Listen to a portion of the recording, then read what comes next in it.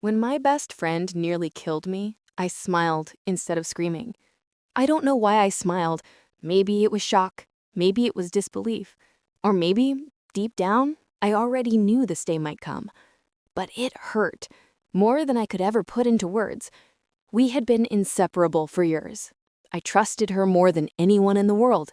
We shared secrets, dreams, and fears. I told her things I never told my family, things I never even admitted to myself. I thought she understood me. I thought she would always be there. But I was wrong. It started with small things, little lies, tiny omissions. I brushed them off. I told myself, maybe she's just having a bad day. Maybe I'm overthinking. But something in me whispered that the warning signs were there, quietly waiting for me to notice.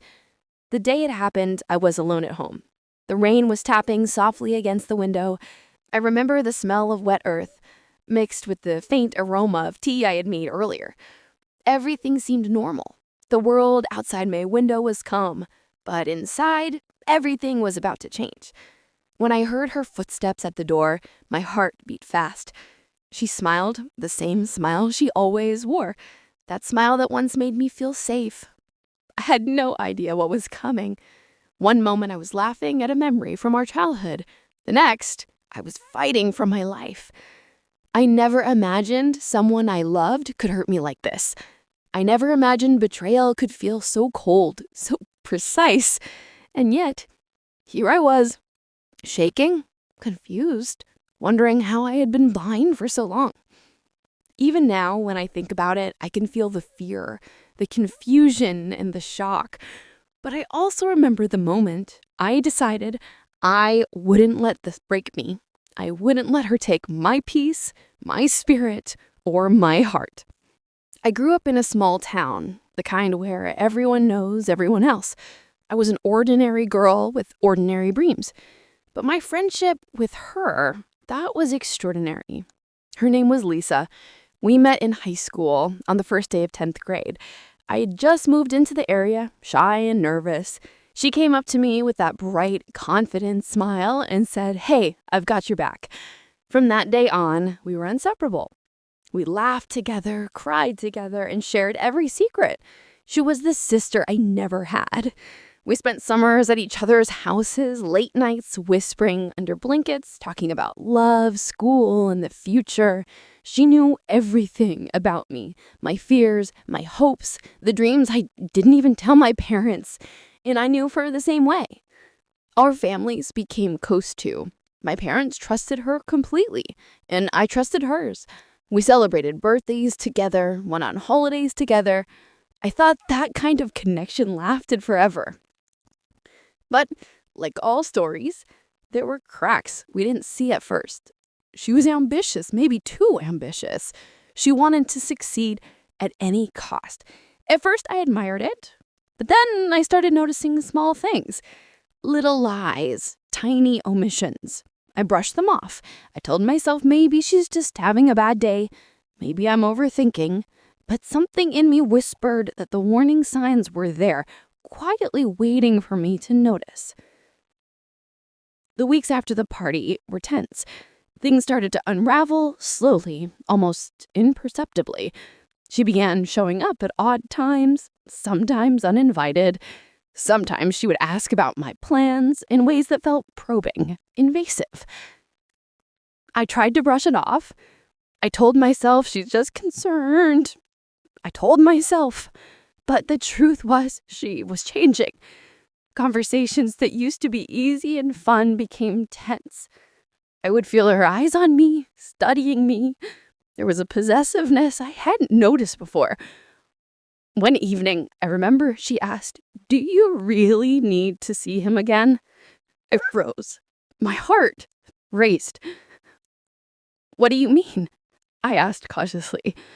She shrugged, casually, but the look in her eyes made my stomach sink. "You know, him.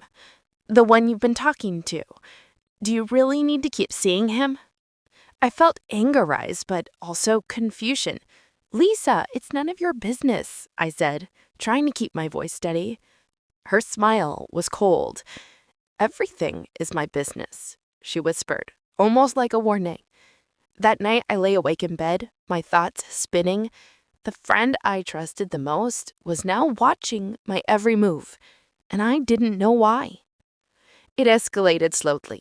I noticed her reading my messages when I wasn't looking, questioning my choices, guilt-tripping me about the people I spent time with. I tried talking to her about it. I tried to reason. "I don't know why you're acting like this," I said once. She laughed softly. "You don't know? You never do." That night, I realized the person I loved like a sister had begun to see me as something to control. I wanted to leave, but I didn't. I wanted to end the friendship, but fear held me back. Fear of loneliness, fear of losing what I thought was the best bond of my life. Then came the night it all turned. It was raining heavily. I was at home, and I remember feeling uneasy for no reason. She knocked on my door. I opened it. She smiled. That same smile I once trusted hid something terrifying. I thought I could come in. She asked, voice soft, almost pleading. I hesitated, but I let her in. We sat in the living room, the rain tapping on the window, the lights dim, and then she attacked. I barely had time to react. The fight was frantic, desperate. She wasn't just angry. She wanted to hurt me, and maybe worse. I remember thinking, I can't believe this is happening. My mind raced. My body froze. I fought back, not knowing what I was capable of. The minutes felt like hours. And then somehow I escaped. Blood on my hands, fear in my heart, betrayal searing through me. After that night, everything changed. I couldn't trust anyone. I couldn't trust her. I couldn't trust myself for not seeing it sooner. The police were involved, questions asked, statements taken, and yet the hardest part wasn't the legal consequences, it was the emotional fallout.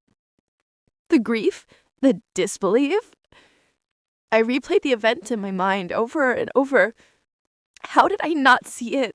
How could she do this to me?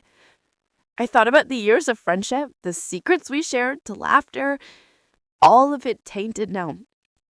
I cried quietly in my room, staring at that wall, feeling small and broken. Friends reached out, family offered support, but I felt isolated, like no one could understand the betrayal. The person I trusted the most had turned into a threat. There were moments when I considered giving up on trust, giving up on love, but something inside me whispered, "You are stronger than this. You survived." I started therapy. I started talking, really talking about the fear, the anger, the grief. I began to understand her actions, not excuse them, but understand them. Something in her always was broken, but I realized I didn't have to be broken too. Slowly, I rebuilt my life. I moved, I changed routines, I surrounded myself with people who truly cared. And every day I tell myself, I am alive, I am safe, I am worth more than this pain. Time became a healer. Not completely, but enough to breathe again. I forgave her, not for her, but for me. Forgiveness didn't mean forgetting. It didn't mean going back. It meant releasing the hold of anger and fear over my heart. I learned to trust again, carefully, slowly. I learned to listen to my instincts. I learned that love and friendships are precious, but so is safety. I still remember the night she came to my door, the terror, the betrayal, but I also remember the courage I found in myself. That night I survived. That night I learned the strength I never knew I had. I rebuilt my friendships, ones that were true and loyal. I learned to enjoy the small things again, coffee in the morning, laughter, rain on the windows, quiet moments alone. Life is fragile, I realized. Trust is fragile. And yet life is also beautiful, even after pain. I chose to focus on the good, on the people who loved me unconditionally, on the moments that brought me joy. And slowly, I felt peace returned. Looking back, I am grateful, not for what she did, but for what I learned. I learned that even when the people you love betray you, your heart can heal. I learned that strength comes from survival, from facing fear and refusing to be defeated. I still think of her sometimes, not with anger, not with desire for revenge, but with a quiet sadness for the friendship we lost and for the person I once trusted. I live differently now. I am more careful. I am more aware. I cherish those who truly care. And I carry with me a lesson that is hard, but true. Love and friendship are precious, but so is self-preservation. If you are listening to this story, I want you to remember this. Betrayal can happen even from those closest to you, but it does not define you. Your courage defines you. Your ability to rise, to rebuild, to live again. That is what matters. So I smile, not the shocked smile I wore that night, but a real one. A smile of survival. A smile that says, I am here. I am alive. I will live my life fully no matter what. And if you take one thing from my story, let it be this. Value yourself. Trust your instincts and never let anyone dim your light. Life moves on. Hearts heal. And even after the darkest nights, morning always comes.